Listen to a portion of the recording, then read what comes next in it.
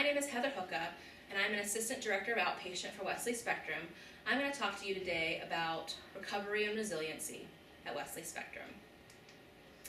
So resilience is an important factor. It's a protective measure that helps and determines how we're able to bounce back. So when life throws challenges at us, when we have setbacks, when we're knocked down, how do we get up again? How do we recover? How do we move forward and bounce back from those challenges? It's our ability to cope, and we are going to help with tools to help people to cope. Resiliency enhancing factors would be things that help us to be more resilient and help us to recover better. So part of resilience is our relationships. So who do we have in our lives that supports us? What positive relationships do we have? Family, friends, coworkers, people in our community. Those people all may be part of our support system, and that support system can help to improve our ability to be resilient. Having problem-solving skills, that's a really key factor in being resilient. So do we have tools in our toolbox to help us solve problems? Do we have enough strategies that will help us to overcome the setbacks?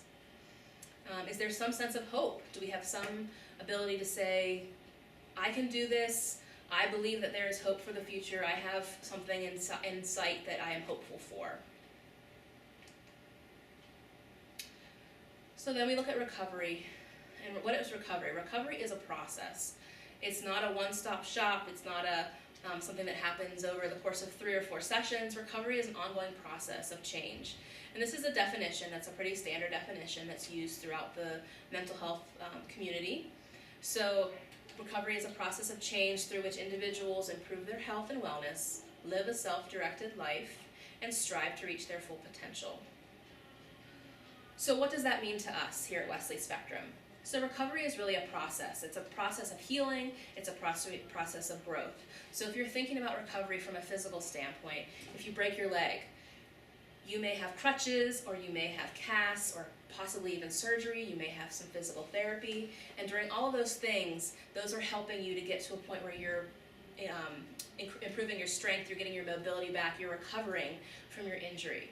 So we're going to look at it the same way with mental health. So we are the ones that are helping to support and to provide some suggestions and some ideas for how the client can recover from the challenges that they face, whatever those may be.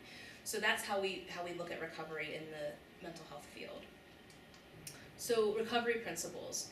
These are the things that we think about when we think about recovery. We think about hope.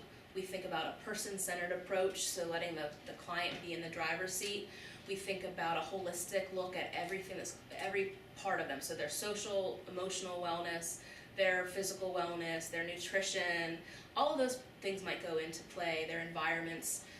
Those things may all go into play when we're thinking about recovery.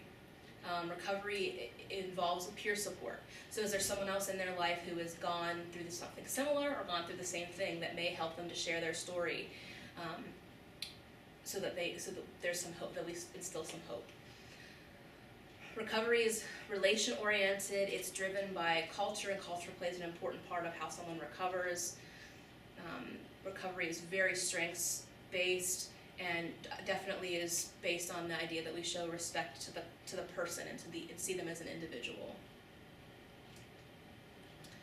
So recovery beliefs. When we think about recovery, we think about hope, and I've said that a couple times because it's so important that we want to help instill hope in the person. We want them to think about what it is that they can have confidence in, what they can have hope for, what they're looking forward to, what they're doing, why they're doing this, why they're on this path of recovery.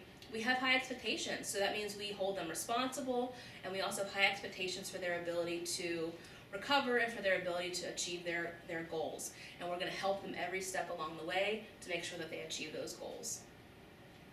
Clients definitely drive the treatment planning.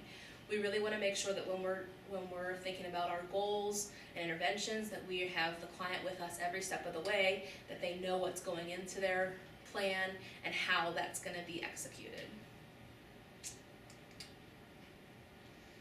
Recovery and resilience also really focuses on the strengths of the client. So every person has unique strengths.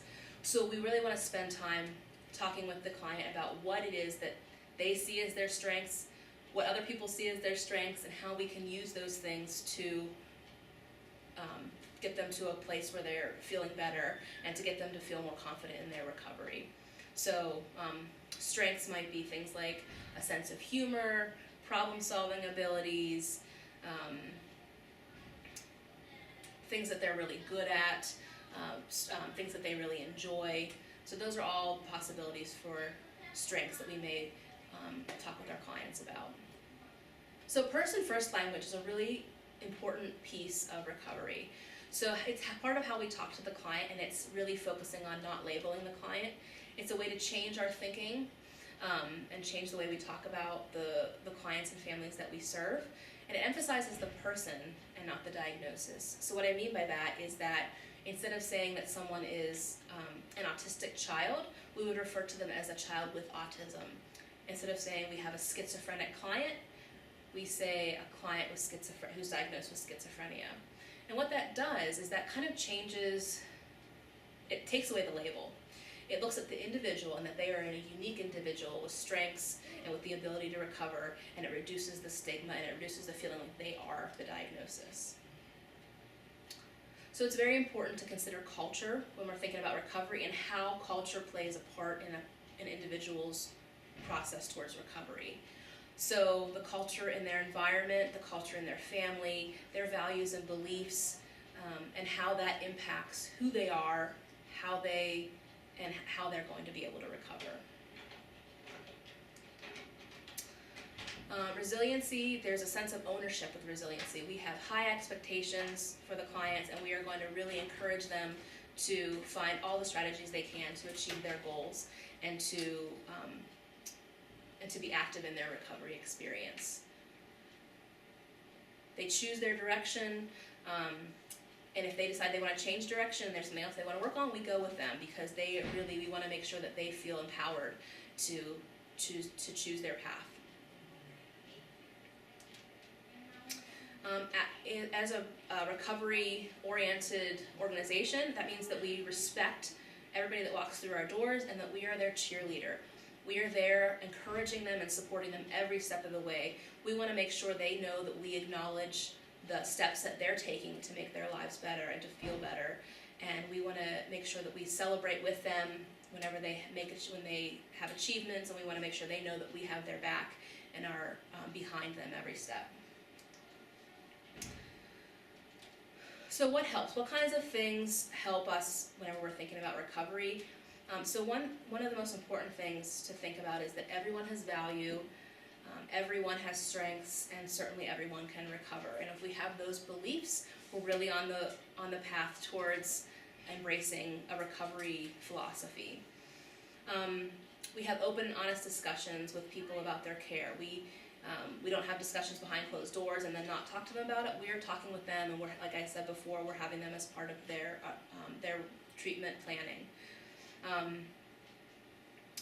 We are using positive language. When they say something negative, or when they see something negative, we're helping them to reframe it and look at it in a positive light.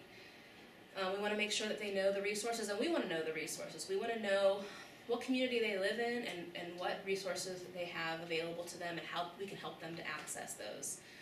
And really relationships. And I think that's one of the most important parts as employees of Wesley Spectrum that we can do to help, is to build relationships with the people that we work with. No matter what department we work in, we can always build a relationship. We can always say hello with a smile. We can do these things that help to show that we are recovery oriented. And recovery is a process, so that's a really important thing to remember, is that recovery is not just 3 or 4 sessions or a few months of treatment and then you're done. Recovery is an ongoing process, and so what we're doing is we're helping that person to get on the right path and to know the strategies and the tools they have in their toolbox to help them on that path as they go. Because we're also encouraging independence. We want to help the people that we work with to be independent and to make the choices that will help them to live the life that they want to live. Recovery is really about establishing good relationships, as I've said before, and renewing hope. So a lot of clients that come in have just been through so much, and their ability to see hope has really been impacted. And so part of our role is to help them and give them suggestions and strategies and tools for their toolbox to instill hope and to get them back on the path to recovery.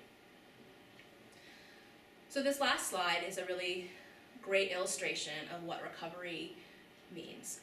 And you can't stop the waves. So you can't stop every challenge or setback that you have in life. They're going to keep coming. We all have those setbacks and challenges or days that really frustrate us. But what we can do is we can learn to surf. We can learn all the strategies and all the tools that we need to help us recover and to help us bounce back, to be resilient and to recover from the difficulties that we experience. And we can help our clients to do the same. Thank you.